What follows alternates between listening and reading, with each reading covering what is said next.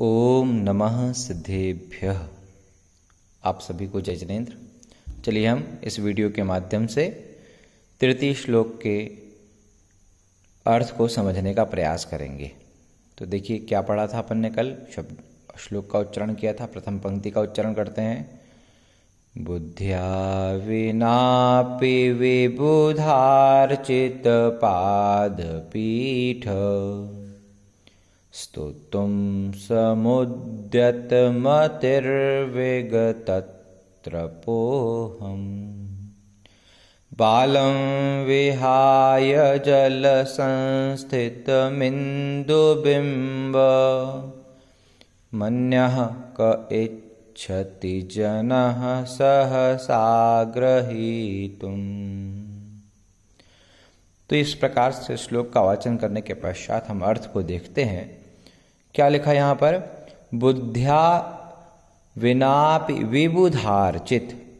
विबुध और अर्चित दो शब्दों को मिलकर के एक यहाँ पर पूरा का पूरा पद बन गया।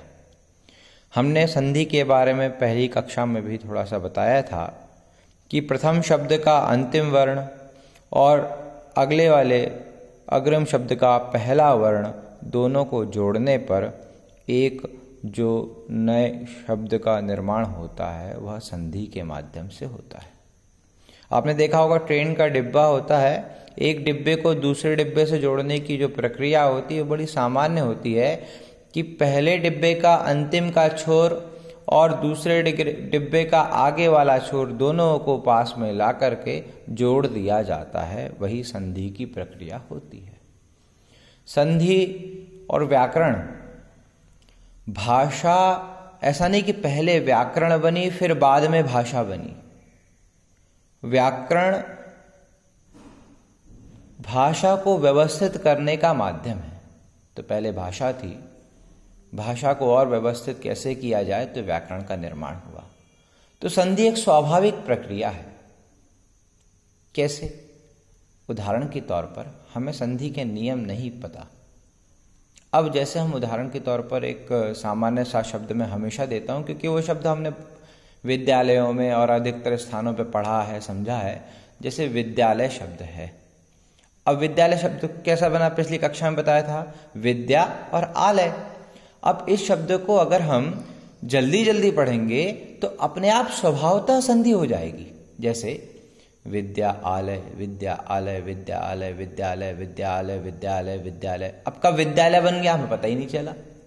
ये हो गई संधि। यदि अपि, यदि अपि, यदि अपि, यदि अपि, यदि अपि, यदि अपि, यद्यपि, यद्यपि, यद्यपि, यद्यपि, यद्यपि, यद्यपि बन गया। कब यद्यपि बन गया हमें नहीं पता चला। ये होता है स्वभावतः शब्दों का जुड़ना। और संधि भी एक तरह से स्वभावतः शब्दों को जोड़ने वाला एक माध्यम है जिसको हम व्याकरण के माध्यम से जान जाते हैं। तो अभी यहाँ इतने विस्तार से न जाते हुए हम देखते हैं विबुधार्चित। विबुध और अर्चित। विबुध का अर्थ होता है देवता। विबुध का अर्थ होता है देवता। पहले श्लोक में देवता शब्द का पर्यायवाची नाम अमर, भक्त अमर के नाम से, हमने अमर के नाम से देवता शब्द को जाना था। अब आचार्य महाराज दूसरे श्लोक, अगले श्लोक में, तीसरे श्लोक में विबुध के नाम से जो है देवताओं को संबोधित कर रहे हैं। देवताओं के द्वारा अर्चित। विबुध है न देवता, अर्चित है न पूजित है। तो क्या अर्थ निकला इस शब्द का? देवताओं के द्वारा पूजित है। क्या पूजित है?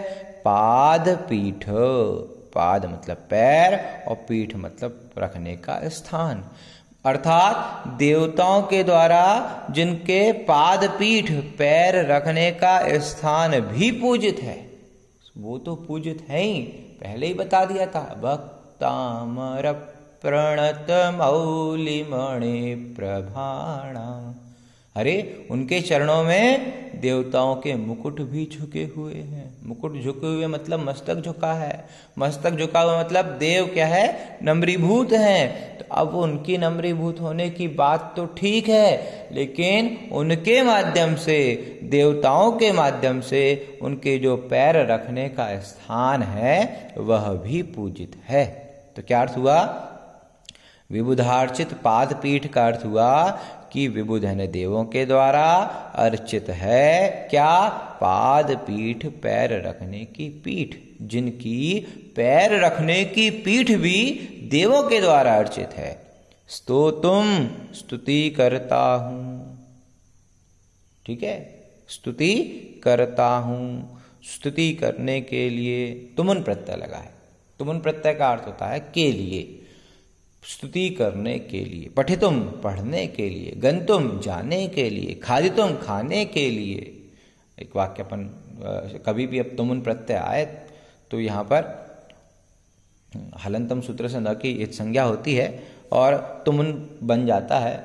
तो पठितुम तो स्तोतुम, स्तुतुम मैंने स्तुति करने के लिए, समुद्यत तत्पर हूं, स्तुति करने के लिए तत्पर हूं। कौन? अहम यानी मैं।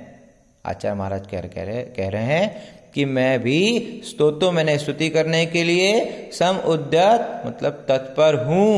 कैसे तत्पर हूं? बुद्ध्या विनापि, मैं बुद्धि के बिना भी, बुद्ध्या विनापि यानी बुद्धि के बिना, अपि यानी भी, बुद्ध्या यानी बुद्धि, विना यानी बिना, अपि यानी भी, बुद्धि के बिना भी स्तोतुम स्तुति करने के लिए समुद्यत यानी तत्पर हूं। और कैसा है? विगत त्रपोहम, विगत त्रपः, विगत त्रपः मतलब होता है लज्जा से रहित होकर के। अहम यानी मैं, अर्थात मैं बुद्धि के बिना भी, बुद्धि नहीं है फिर भी, स्तोतो मैंने स्तुति करने के लिए, समुद्यत यानी तत्पर हूं। बुद्धि नहीं है फिर भी मैं स्तुति करने के लिए तत्पर हूं, और निश्चित ही मैं लज्जा से रहित होकर के तत्पर हूं। नहीं तो हम विचार करेंगे, अरे हमारे पास तो बुद्धि नहीं है, हम कैसे भगवान की स्तुति करें। तो आचार्य महाराज यहाँ अपने आप को और लघुता की अभिव्यक्ति करने के लिए, अपने अंदर की लघुता को प्रभु के चरणों में समर्पित करने के लिए, क्योंकि जब तक लघु नहीं बनेंगे तब तक प्रभु से साक्षात्कार कैसे होगा। इसी भावों के साथ आचार्य महाराज अपने आप के अहंकार को, मान को कि कभी उठ ना जाए कि मेरे द्वारा की गई भक्ति इतनी अच्छी हुई, इस प्रकार का अहंकार ना आ जाए, इसलिए उन्होंने प्राथमिक श्लोक में ही देखिए भक्त कैसे अपनी बातों को भगवान तक पहुंचाता है, श्लोक के माध्यम से देखना होगा। किस प्रकार से क्रियाएं करनी चाहिए बहुत सारे ग्रंथों में रहता है, और हम सभी का विशेष भाव रहता है कि हम कलश कैसे पकड़ें, हम कहाँ से थाली में क्या बनाएं क्या नहीं बनाएं, लेकिन हम भक्ति कैसे करें, हम अपनी बात को कैसे किसके सामने, भगवान के सामने रखें। हम देखते हैं जब हम घर से जाते हैं तो हमारे परिवार वाले हमें समझा देते हैं कि हमें इस प्रकार की बातें वहाँ जाकर के करनी है। वैसे ही आचार्य महाराज हम सभी को बता रहे हैं, समझा रहे हैं। उन्होंने समझाने के लिए नहीं लिखा, लेकिन हम उनके माध्यम से समझ सकते हैं कि आखिर हम मंदिर तो जाएंगे, लेकिन भगवान के सामने उनके श्री चरणों में कहना क्या है, बात करनी क्या है। फिर से मिलने जा रहे हैं, फिर से दर्शन करने जा रहे हैं। तो यही भाव इस श्लोकों के माध्यम से हम सीख सकते हैं भक्ति किस प्रकार से करनी चाहिए। और जब तक हम उस भाव को नहीं समझेंगे तब तक भक्ति का आनंद, भक्ति रस का आनंद आने वाला नहीं है।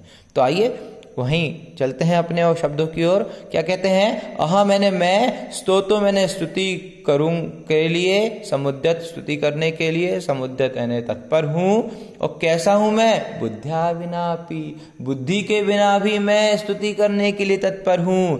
और विगत त्रपः, विगत त्रप है लज्जा से रहित होकर।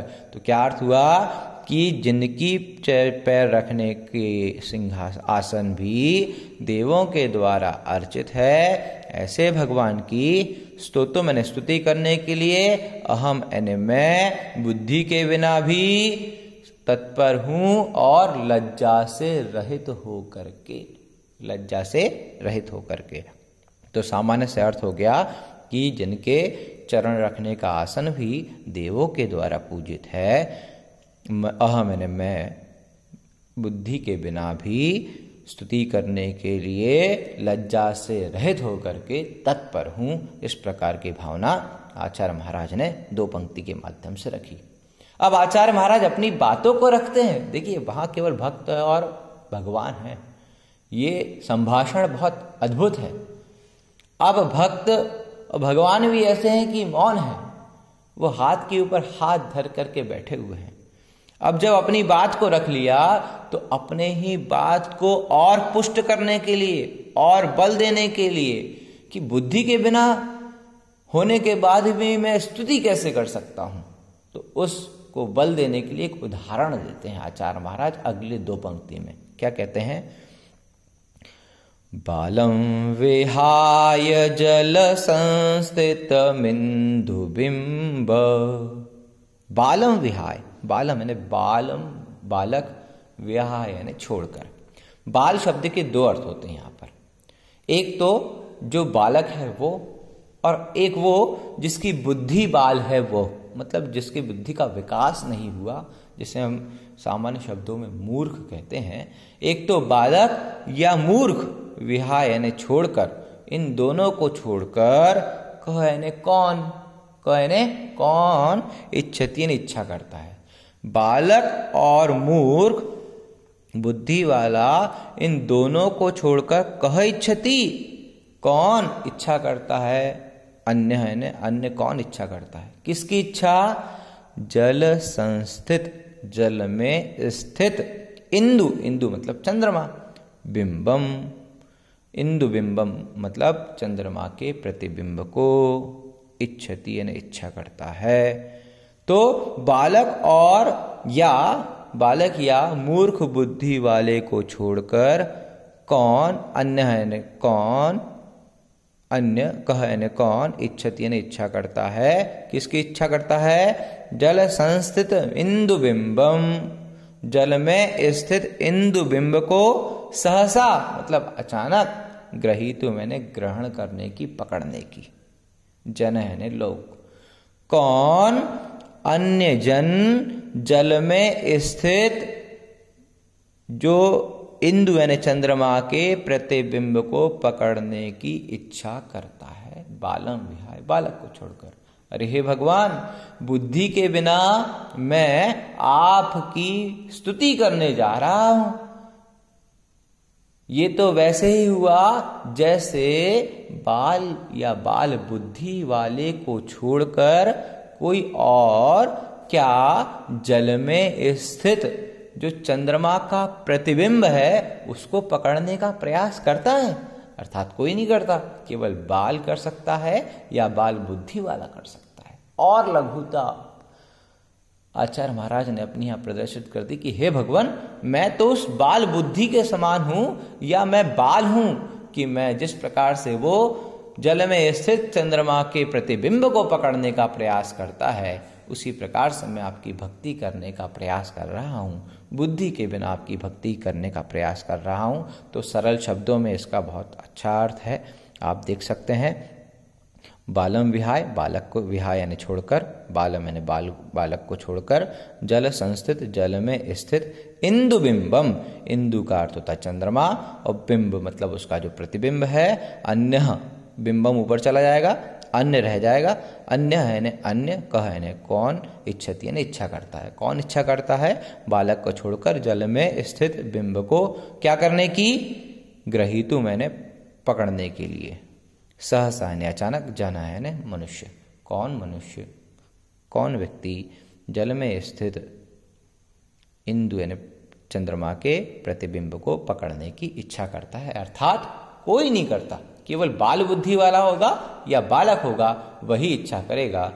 तो इतना सरल सा सहज सा अर्थ है। इस अर्थ का आप चिंतन करें, मनन करें।